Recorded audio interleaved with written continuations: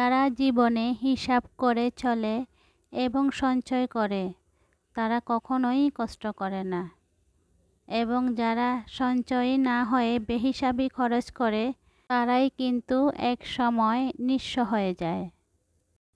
Hello everyone, আসসালামু আলাইকুম। মিরানাস world থেকে আরও একটা নতুন ভিডিও নিয়ে আপনাদের মাঝে হাজির হলাম। আমি মিরানা ঢাকা থেকে বলছি। আই হোপ আপনারা সবাই আল্লাহর রহমতে ভালো আছেন।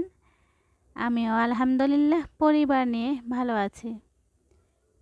আজকেও এই যে আমার গাছগুলো আপনাদের সঙ্গে শেয়ার করতেছি। তবে এখানে দেখতেছি হঠাৎ করেই অ্যালোভেরা দেখেন অনেক বড় হয়ে গিয়েছে, আর চারপাশে কত ছোট অ্যালোভেরা হয়েছে।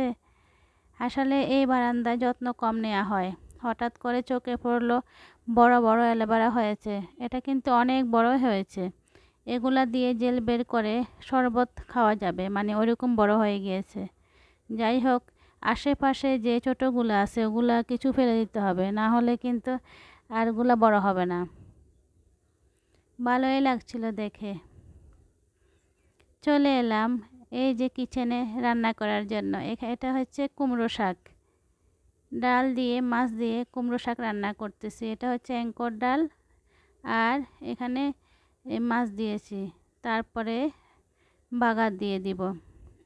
আমার কাছে কুমড়ো শাক কিন্তু অনেক ভালো লাগে, তবে সব সময় যেহেতু ঢাকা শহরে পাওয়া যায় না, শুধুমাত্র শীতকালেই বেশি থাকে, তাই এই যে আজকে এনেছেন উনি, এটা আমি রান্না করতেছি। আর এদিকে ইলিশ মাছ রান্না করতেছি।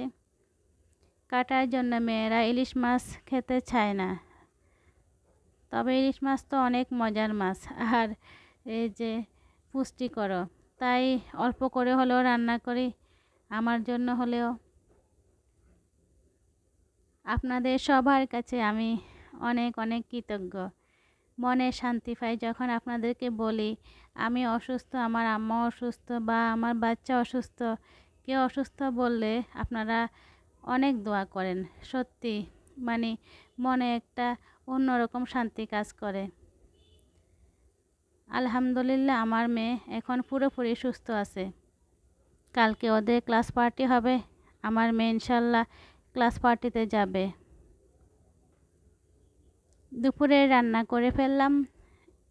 রান্নার পরে হঠাৎ করে মনে পড়লো 3টা ডিম ফ্রিজ থেকে নামিয়ে রাখি, কারণ বিকালে একটা কেক বানাবো। কেক বানানোর ক্ষেত্রে কিন্তু ডিম আগে নামিয়ে রাখতে হবে যদি ফ্রিজে থাকে, কারণ রুম টেম্পারেচার রাখতে হবে ডিমটা, না হলে কেক বানানো যাবে না। মাঝে মাঝে কেক, পুডিং, পাউরুটি এগুলা আমি তৈরি করি। আবার মাখন, ঘি, বাটার এগুলো কিন্তু আমি বাসায় সব সময় তৈরি করি। আসলে চেষ্টা করি বাসায় এই যে যেটুকু পারি তৈরি করার জন্য। একটু কষ্ট হলেও কিন্তু ভালো লাগে, একটা অর্গ্যানিক খাবার বাচ্চাদের খাওয়াতে পারতেছি, ফ্যামিলির সবাইকে খাওয়াতে পারতেছি, এটা কিন্তু অন্যরকম একটা শান্তি পাওয়া যায়। রান্নার পরে চিন্তা করলাম এই যে কিচেনটা একটু ডিপ ক্লিন করি, মানে চুলার চারপাশটা। এমনিতেই যখনই রান্না করি কিন্তু চুলার চারপাশ সব সময় সঙ্গে সঙ্গে আমি ক্লিন করে ফেলি। হয়তো এমন দেখা গেল 2 চুলে পাতিল রান্না এখনও আছে, কিন্তু আমি এর মধ্যেও এই যে ক্লিন করা শুরু করে দিয়েছি। এই জন্য কত যে আমার হাত পুড়েছে, মানে আসলে চুলাটা নোংরা থাকলে, তেল পড়ে থাকলে আমার কাছে ভালো লাগে না। আর চুলার আশপাশ চুলা যদি ক্লিন থাকে আমার মনে অনেক শান্তি লাগে, কেন জানি। এখানে আজকে ফয়েল পেপার লাগিয়ে দিলাম। অ্যালুমিনিয়ামের ফয়েল পেপার লাগিয়ে দিলে কিন্তু দেখেন দেখতেও কিন্তু অনেক সুন্দর চকচক করে, আর হচ্ছে তেল চিটচিটে ভাবটা হলে কয়েকদিন পর আবার এটা চেঞ্জ করে দিব, এতে করে টাইলস জানালা আর বেশি নোংরা হবে না। এই জন্য আমি এই যে দেখেন সুন্দর করে লাগিয়ে দিলাম ফয়েল পেপার।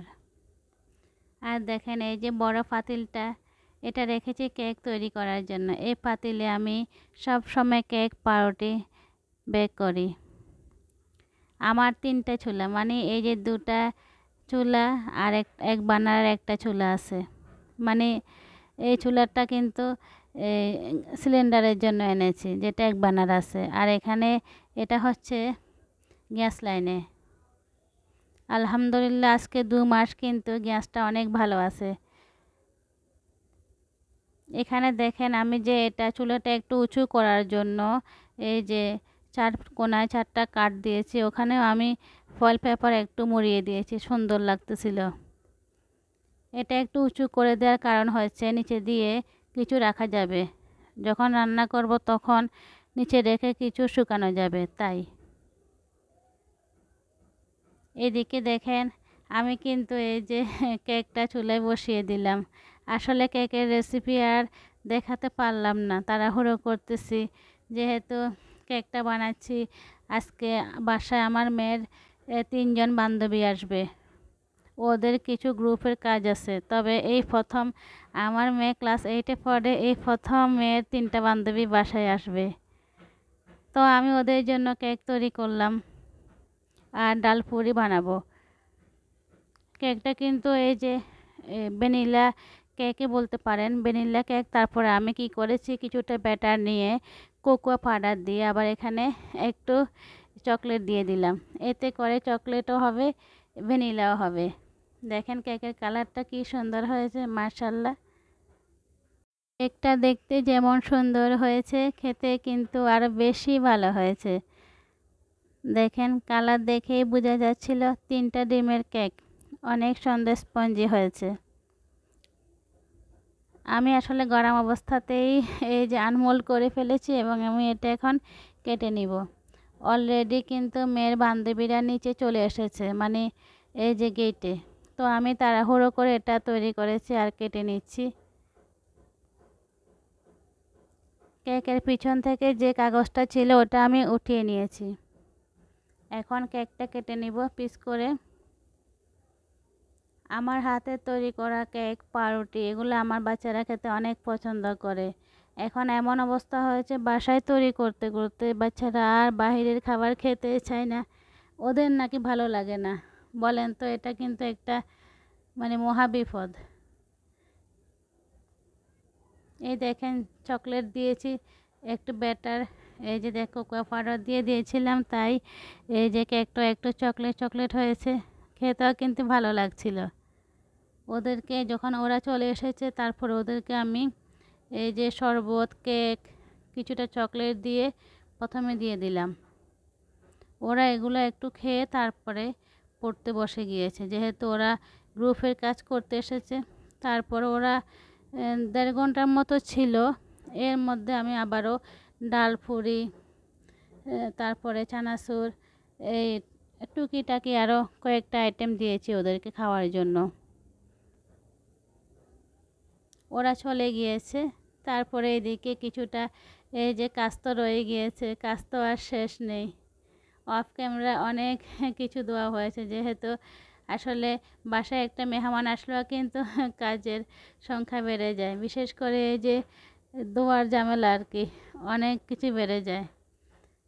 অফ ক্যামেরা কিছু ধুয়ে রেখেছি আর এখন কিছুটা রয়ে গিয়েছে, ওগুলো আমি এখন ধুয়ে নিচ্ছি। আসলে আমাদের জীবনে যারা সঞ্চয় তারা কিন্তু কখনোই মানে কষ্ট করে না, অভাব চোখে দেখে না।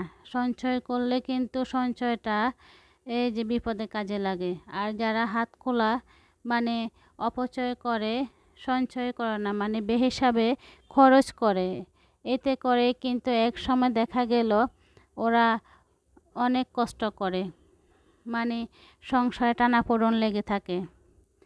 সঞ্চয় করে চললে, হিসাব করলে দেখবেন ইনশাআল্লাহ আল্লাহ সহায় থাকেন। কারণ এই যে অপচয় না করা এবং সঞ্চয় করা, এটা কিন্তু ভালো কাজ। আল্লাহ বলেছেন তোমরা যেটা দরকার ওটাই খাও, অপচয় করবে না।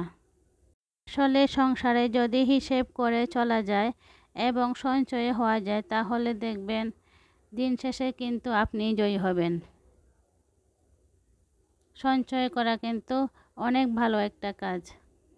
সঞ্চয় করা অনেকভাবে যায়।